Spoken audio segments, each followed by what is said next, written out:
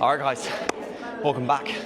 Welcome to the YouTube channel. Yeah, it's been a little bit of a while, so it's been a busy end of the last year and didn't really have a huge amount of time to be recording, putting out content, but it's been a very successful end to the year and obviously a great start to this year as well. So I thought I'd get back into the habit. January, new year, new me of course, and get back into the vlogs. So here we are, we're in the gym for upper. I've recorded a little bit of my morning routine in B-roll style, so you'll have seen me get up. 4 a.m. is the current wake up, 7 p.m. is the current bedtime. So I love that routine. It's the perfect winter routine in my opinion. It's not so appropriate for summer because you go to bed and it's still completely light outside, but for winter it's immaculate. It allows me to be always ahead of my day, giving the best quality feedback to my athletes and to my clients first thing in the morning. And then yeah, apart from that, it's just really just been work this morning. Not much else has gone on. I've eaten 2 meals, I've hydrated, I've done all my normal bodybuilder stuff like my morning walk, and we're in for, like I said, a full upper body session today. Upper lower is the current split, hitting upper 3 times a week, hitting lower 2 times a week. Big priorities this off-season has been bringing up my chest, my shoulders and my arms. Those are the areas that really needed to come up. I mean, don't get me wrong, like everything needs to be bigger for my next goals of being a competitive, pro, natural bodybuilder.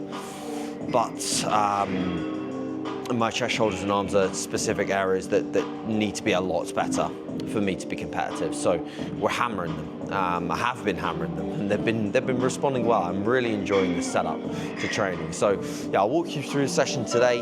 There's no specific sort of like one day is more back focused, one day is more chest focused. It's like, okay, they're all pretty chest focused. So funnily enough, we start with chest.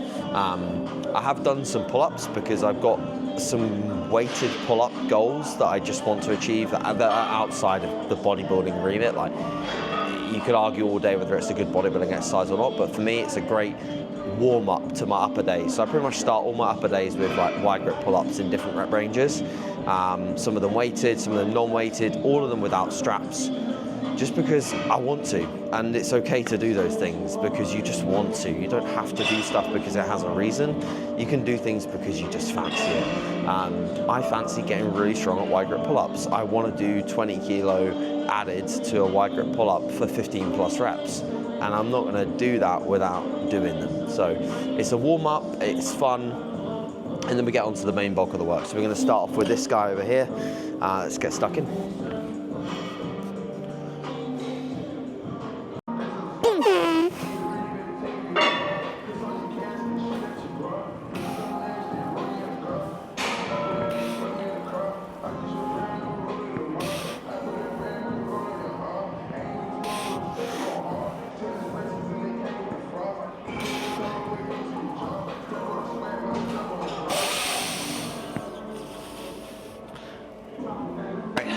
First set in the books, upper rep on last rotation, which is exactly a week ago. Best thing about this split is that you literally had the same workouts on the same days, which I've not had for a long time, to be honest. I really enjoy the aspect of having a fixed training week.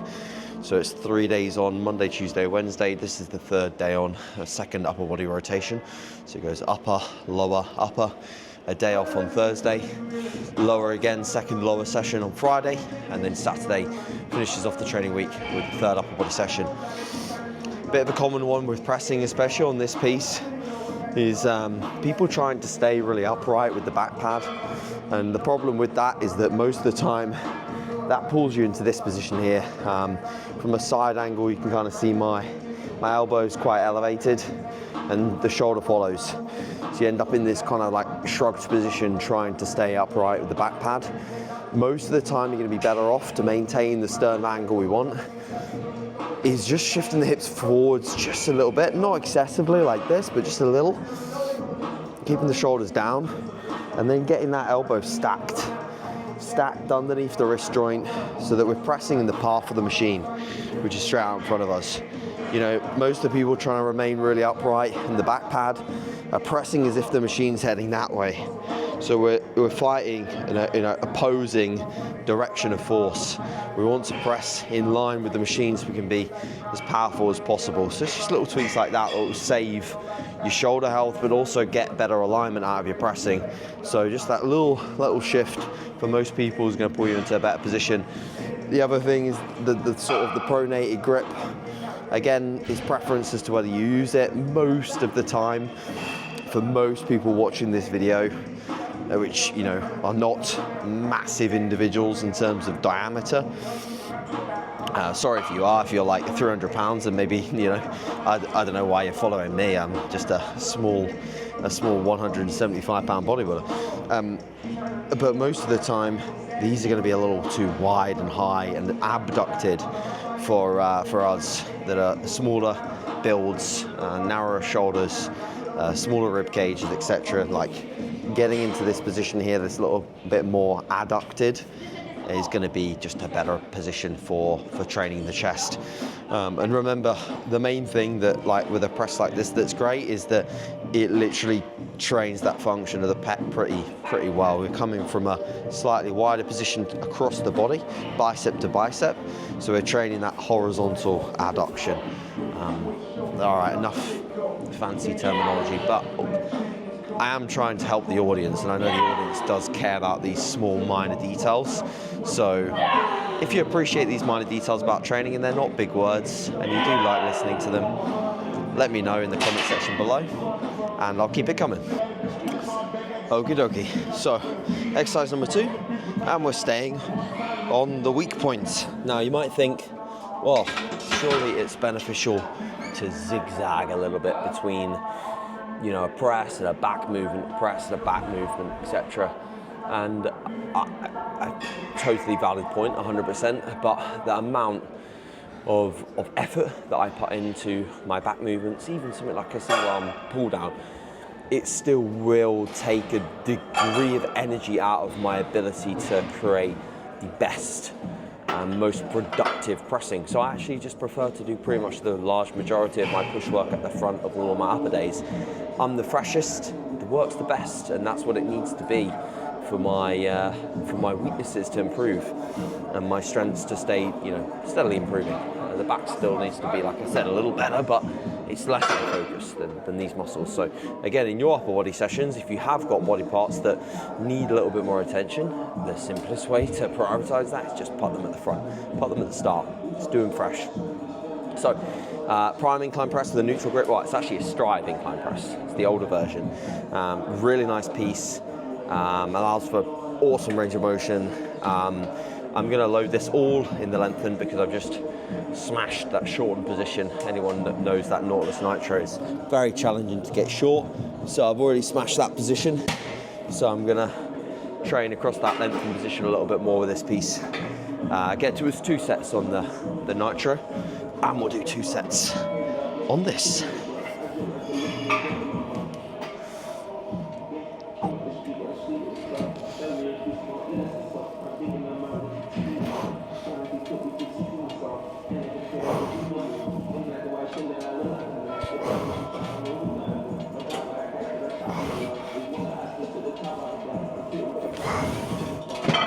Oh, lovely.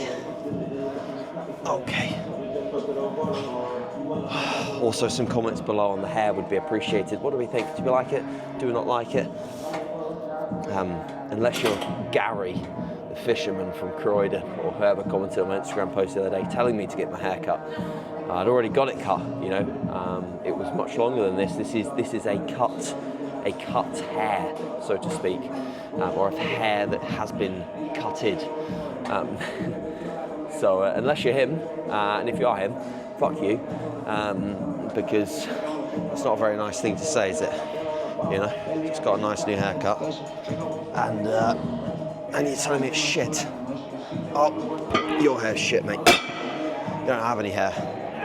You didn't actually have any hair. You had a massive receding hairline. No offence to anyone who's got that, but you can't really comment when you got no hair. Okay, so first working set here, 3 plates and a 5 each side. Got last time 6, so I'll be aiming for at least a 7. Now, big thing that I've been doing recently, I would say, with training is just avoiding taking too many big, scrappy 50-50 reps. I say that because I'm probably going to take a massive 50-50 rep in this set, and I'll have no way to back it up apart from just removing this clip from the vlog, which I may well do. But no, avoiding taking those super scrappy reps to allow me to recover and progress across the full training week a little bit better. When you're constantly beating yourself up, taking these, massive grinder 50-50 reps, the ones that zap everything out of you, you find that quickly your recovery capacity just falls into oblivion. That's essentially poor recovery capacity for those that don't know that terminology. And your ability to recover on an upper-lower split is paramount. If you can't recover, you're basically just training frequently, but training in a regressive or very slow to progress fashion. So just pick your progressions wisely, I think, is a smart move when you're training at this frequency, alongside, of course, controlling your volume very smartly as well. So yeah, let's try and box off another couple of reps up here. I was 2 total reps up on the Nautilus, so being another 2 total reps up here would be nice. Let's fucking go.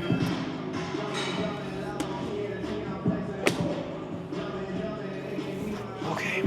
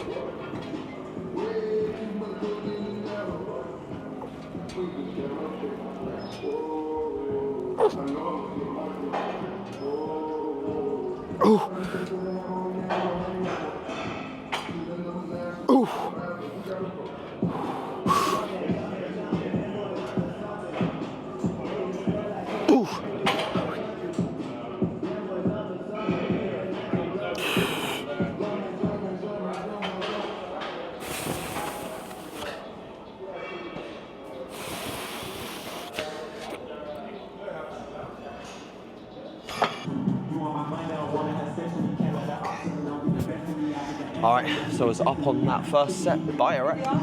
It was, sorry, what's that? Camera, yeah. It's okay. It's not filming you. It's nowhere near. Apologies. So, yeah, I was up on that first set by a rep, which was the goal. It was a little scrappy, let's be honest, but it's one of those with this piece specifically, because it's loaded so heavy in the stretch, it's going to look really hard out of the bottom, but you can stick with it and grind your way to the top. So benefit of having adjustable resistance profiles is you can grind through some grinders without actually making it a shit rep, because you just grind through a grinder that's like hard the whole range, or like really hard to lock out, like putting a hammer strength press like 5th in a push day or something, you're not actually even going to finish the rep. So the rep that you've gone for just turns into a partial, and then the ability to track the progression over the course of time with that movement is just a bit shit. So this is great for that exact reason. You're allowed to grind through super hard reps, but actually finish them. So again, I got fucking hard. Exactly. Yeah, okay, perfect. So 3 for 8 last time. Let's get 9 or 10 boxed off.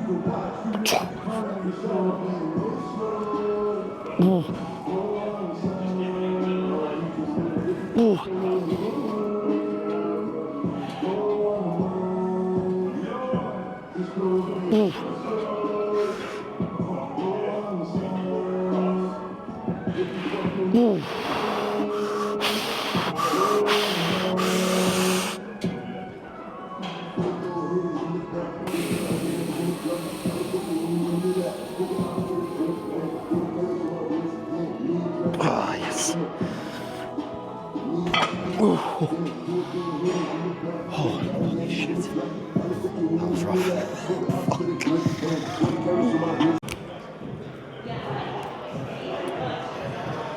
All right, here's our final press, or big press of the session. So we've done a total so far to the Nautilus, to the Strive, and we'll do a single set of dips here. I don't do a warm-up on this, and the reason being is I don't need to. I've just done 4 sets of pressing. Everything's warm enough to go into the dip. Some people may need a warm-up. You know, if you're someone that gets frequently injured in an area, probably do a warm-up on this. But I'm going to be good to go. So on my other session, I do, on one session I don't do any dip variation, and then the other session I do the prime dip. The big goal of mine at the moment is to be able to do 60 kilos added to my current body weight for a set of 6. Right now it's going to be 45 kilos today. Did 40 kilos last week, it was pretty comfortable. So big standardization for me though is getting my elbow joint above my shoulder joint in the stretch. I think that's a real nice way to look at standardizing your dips.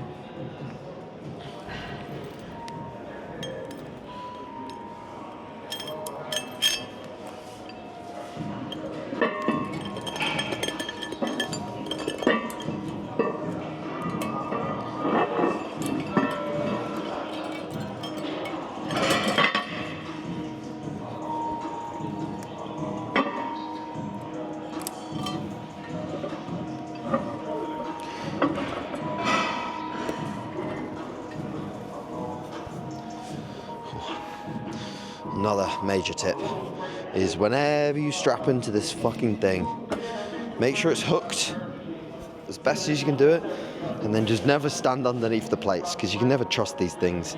And if you got anything above 10 kilos, you don't want it landing on your feet, so just take a wide stance, never step underneath it, because at least the plates will hit the floor and then softly hit your feet, rather than crushing them into a million finite pieces, which is never the goal.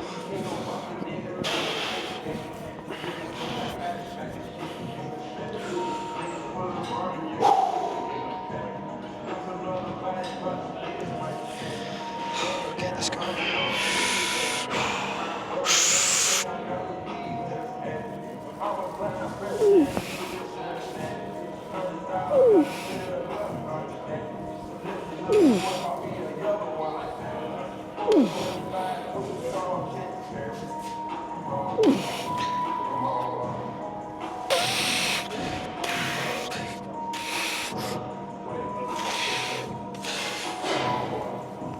Oh, yes. All right, so first back movement of the session is the Nautilus. The Nautilus goated pull down. Now, this is the pin loaded version. For those interested in the differences between the pin and the plate loaded is a little bit more heavily loaded in the length and range compared to the pin loaded. Pin loaded has a little bit more of an even profile in comparison. It's quite challenging to get short in comparison to plate loaded.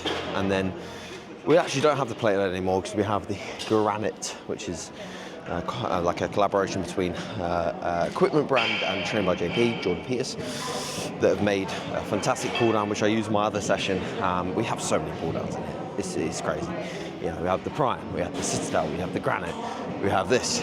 You know, I think Cuba just loves his back pieces, to be honest. It's basically just all back, this gym. But no, I'm joking. It's got a great kit for every body part. But yeah, I really like this one, especially considering the fact that, you know, it's the first back movement. It's nice to create a little bit of challenge in that sort of mid-short range as well. Don't be afraid of that. You know, you don't have to do everything with a length and loaded resistance profile and matching the strength profile and everything perfectly. Yeah, you can do exercises that just also feel good, and this one feels good for me. Just very much the same as like a D-handle pull down might feel good for you, and you don't need to do, you know, just partials in the length and range, etc. So going pretty strong with this now. 71 kilograms, which for those that don't use this machine don't have a clue what that means, really. But yeah, that's pretty heavy single arm. It's not bad. So big mistake that I continuously see with this though is like just having not having the awareness of where your upper arm is going. You know, remember, the goal with this exercise is to drive the upper arm down towards the side of the rib cage. You not just fling the upper arm back. So, you know, lock yourself in, create a posing brace. A little bit of shoulder elevation is fine as long as you can keep the shoulder depressing as you pull. Again, that big problem with the shoulder control comes from what happens next. So if the shoulder elevates, no problems. But just don't pull like this. Don't pull with an elevated shoulder.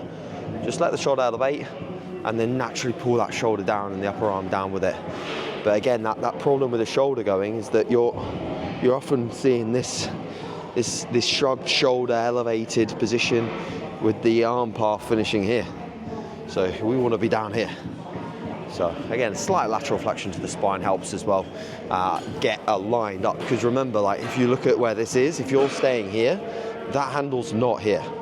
So the handle's there. So you have to naturally lean across to the side in which the handle's running and slightly laterally flex, and then everything's lined up. We've got shoulder, elbow, wrist, and then we've got the path of the machine. So if that all comes together, then this should look like a nicely executed heavy set.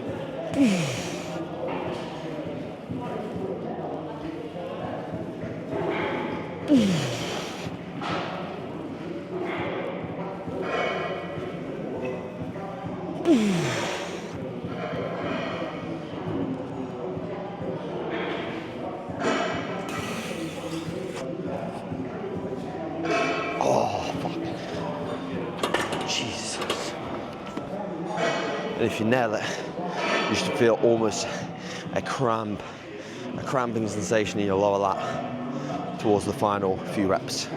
That's when you know you've ticked the box.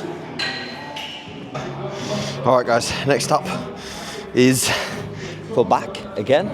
Funnily enough, this isn't for chest, if you hadn't realized already, is going to be the deficit barbell row. Now, I feel like one of the best ways to describe deficit barbell row is, actually I've used this term with a few clients, and it's one of those exercises that I think I can rank as a death row exercise. What do I mean by that? So let's say you're on death row and you have 6 months left of your life, and for some reason your sole objective is to get as big as humanly possible, and you ask me what should I do for back, I would probably say this. A bit of a weird objective, and if any of you have got that goal or you're watching live from death row, then well, I don't really know what I have to say, to be honest. You probably shouldn't be watching this, but yeah, it's one of those exercises that if you ask me what should I do, I want to get as big as possible through my posterior chain. Probably do a deficit barbell row or a deficit stiff leg. It trains everything in your posterior chain, and plus I can imagine that kit might be limited in a death row training facility as well, so you're probably not going to have access to other pieces other than a barbell or dumbbells, so you're best off opting for this. Another thing of reference is a couple of these exercises that you see not being performed that often now, but like look at like a back like Sean Ray, look at a back like Samir Bannout, look at these, and I know you'll say, oh, genetics, all right, but like look at the depth of the detail, look at the fact that they've got back muscle all the way from the base of their spine all the way up to the top of the neck, and I do actually think that that is something that even amongst some of the higher level bodybuilders in this day and age with a lot more chest supported stuff and a lot more machine access is still a little bit missing, is that complete back development. So don't be afraid of allowing your spine to flex, don't be afraid of loading thoracic flexion, don't be afraid of doing these hard and challenging movements. there's not many people doing them for a reason. And I've listened to some podcasts recently about like routine and sleep and how it's actually very easy in this day and age to become a savage and to be ahead of a lot of people, because there's just a lot of people that just are not willing to do very hard stuff whatsoever. It sounds like I'm being a dick, but it's quite true. There's not that many savages anymore. And I'm not saying I'm a savage. I try to be. But are you a savage? Is there areas of your life that you could be more of a savage in? Maybe. Maybe this will be the litmus test for you to think, fuck, I'm going to be a savage. If it's possible, I could sling this around 15, 20 reps. I'm trying to actually keep them a little bit more like true back focus rather than just everything, including a lot of leg drive. So these will be maybe a bit stricter than you've seen me row before, but still not like super strict to the point where I'm using 60 kilos.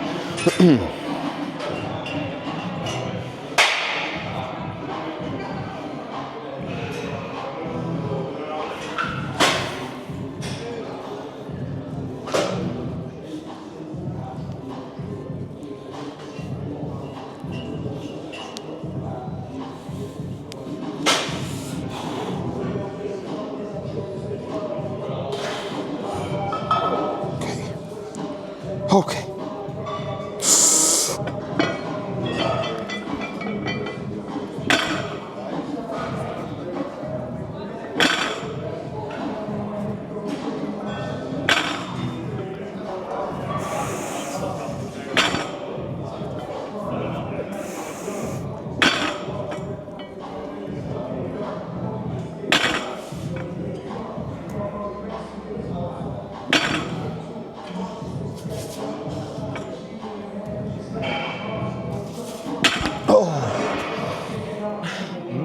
Many people still overlook the dumbbell fly. Don't see it often performed, see a lot of pec decks, see a lot of cable flies. I get it, more stability, all that jazz. But for me, at this point in the session, when I've already trained my chest quite a fair bit, I've already trained my triceps quite a fair bit, I actually want something like a dumbbell where you have all the load here, and then as you come into a joint stacked position, it drops off considerably. That's kind of perfect. So I basically do like a press fly. I don't come out all the way out here. For me, I feel that a lot in my bicep tendons, and I get why people want to come out here, because you're going to pull the dumbbell further distance away from the pec, so you're creating a larger moment arm, and as a byproduct creating more of a pec challenge. I get it, but I like to use a little bit more load, bend elbows a little bit more, keep that sternum elevated, and then focus on driving the biceps to the biceps. And I like to go pretty heavy on them. Again, if you look at like kind of the execution of like a Dorian's flies, you know, they're always pretty bent elbow, more of a power fly than a truly strict unflexed elbow kind of fly. So again, just something for you guys to give a try, and girls. Not something that you have to do, and if it doesn't feel good for you, don't do it. You know, that's the beauty of trying. So you get to figure it out for yourself. You know, there's no rules in this game. There's no rules. You don't have to ask for permission, for the permission from me either. You say, oh AJ, can I do that? Yeah. Didn't bother me. All right.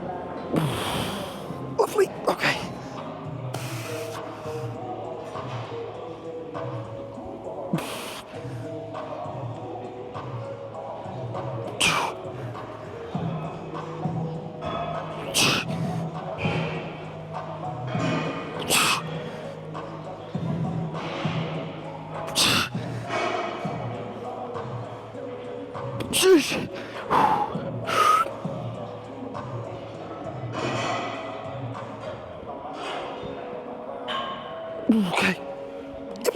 Okay, so final back movement of the session. We had the pull-ups, we had single arm pull downs, we had the rows, and now we have more rows, just in a different plane of motion. A horizontal row here with the most illegal attachment in the fitness industry. So if you use this one, no progress. So that's what we're going for here, is the zero progress row. No, in all seriousness, again, alluding to my comment at the rows, the barbells, about exercises that are less often done, but are still great. This is one of them. Maybe not for everyone. As you can see, I'm using a slightly wider V-bar than the traditional V-bar. Why? Just allows my upper arms to fall a little bit closer to the side of my rib cage. Again, I totally respect when, you know, assisted bodybuilders are putting out great advice, listen to them. But you gotta remember, like, they also have completely different dimensions, body dimensions to us. You know, they are 280 plus, 250 plus. If you're a 150 to 200 pound guy, you could probably still do these with good alignment. You know, you've not got so much, you've not got the same fucking lats as JP where you have to go single arm on everything to align up well. So have fun with them. And also, don't be afraid, again, like I said at the row, you know, don't be afraid of allowing some movement through the spine. You know, loading the spine, allowing some flat thoracic flexion, even a little bit of lumbar flexion as well, is so feared. It's like it's the devil's work. But the reality is, loading the spine loads the erectors. Loading the erectors will build the erectors. Building the erectors is part of a complete back. Put that jigsaw puzzles together without hurting yourself, and you're off to the races to get a complete back on stage.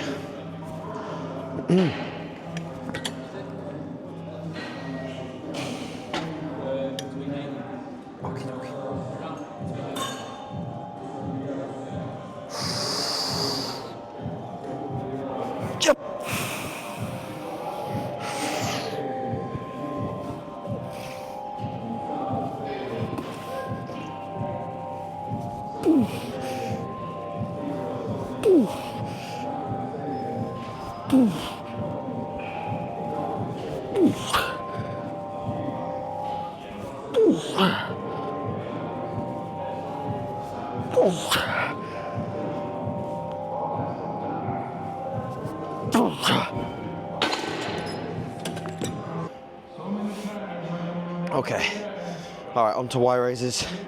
This is a great exercise for an upper day. Why? You can get a great bit of side delt and rear delt combined. Not that you're not going to hit your rear delts already, because you will. You'll hit your rear delts plenty with all the rowing and pulling that we've been doing. So you don't really need a rear delt movement, but this is a great one for the whole shoulder, so to speak. And you can set it up with a good profile as well, like this.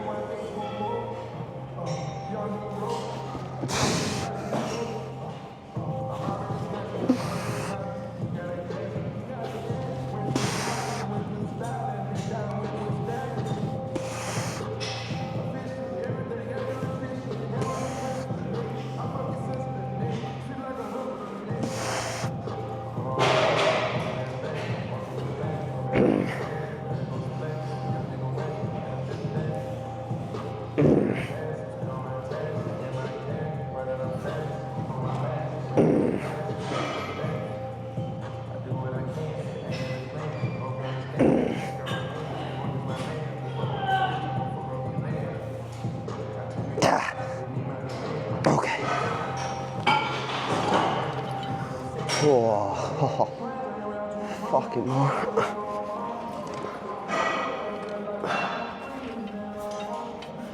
Oh, you know, you've trained legs the day before a session when you basically can't get off the floor. Okay, so for those that have been following my log, you'll know that I was doing arms separately, actually training twice a day. Now I did this for like 8 weeks. So I was doing them separately on lower body days, and just as I've gotten stronger, Like the amount of kind of like mental focus required for the lower body days, it just doesn't compute with me training twice a day. And I was going to a really local gym, like 5 minutes around the corner, where I go for my sauna and stuff on rest days. So that was fine. Like time-wise, it was okay, but focus-wise, it was just not what I need. And you know, I think that's where it comes down to, yes, maybe on paper, splitting up the arm work, doing AM and PM might work for some people, but for me, with the amount of, like I said, focus that I need to put into the sessions to progress, it's just overkill. So it was good for a time period, but it's just not something that's sustainable, really, with wanting to make as much progress as possible. So instead, I'm just doing arms 3 times a week, 3 sets for biceps, 3 sets for triceps at the end of all upper body days. And now, in the future, when we have a garage, which will be actually quite soon, I'm going to put a Cybex Bravo cable stack in the garage, and I'll train arms like in the morning, no problems. All I need is a cable stack, maybe some dumbbells.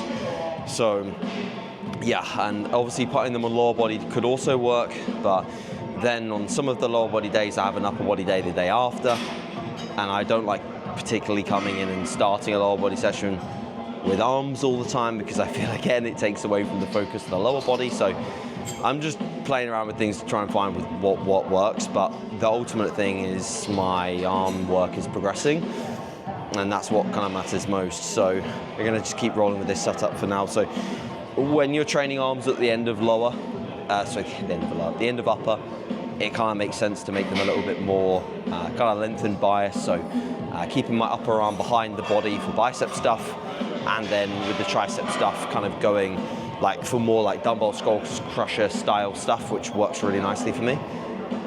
Because again, doing a push down when all you've done already is like extend your elbow with presses, it's kind of, in my opinion, a bit overkill, and that's maybe a foresight with my training in the past that I missed, was just trying to do too much shortened tricep stuff when the triceps are kind of already a bit smoked. Not that that's a problem, but I just think like more lengthened work kind of makes a little bit more sense at this stage in the session.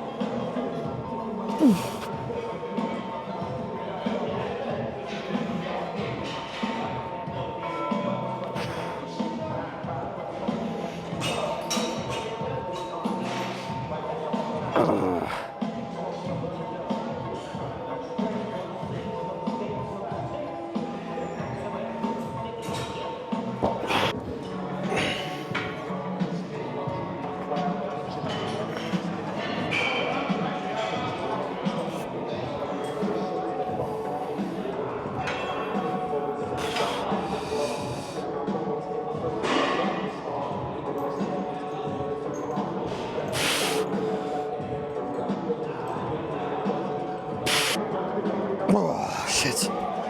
Fuck. So dumbbell skull crushers for the tricep choice of today. To be honest, I do these just in different rep ranges on both upper days, and then on the other day I do a single arm variant. So I actually love them. I think they're amazing. On my other day I go a bit heavier, and I kind of do them more like JM press style. So I kind of fold the elbow like this and then extend. So it's kind of like more of a JM press. And then on this day, I try and like scoop that upper arm across. And then as I'm coming down, I imagine pushing this upper arm forwards and up, so that then I'm in this position at the bottom, and then just extending rather than folding and then pressing like that, which will bring in a bit more like front delt too.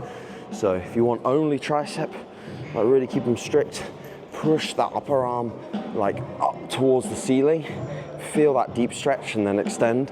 And I honestly guarantee it's probably fucking better than any machine.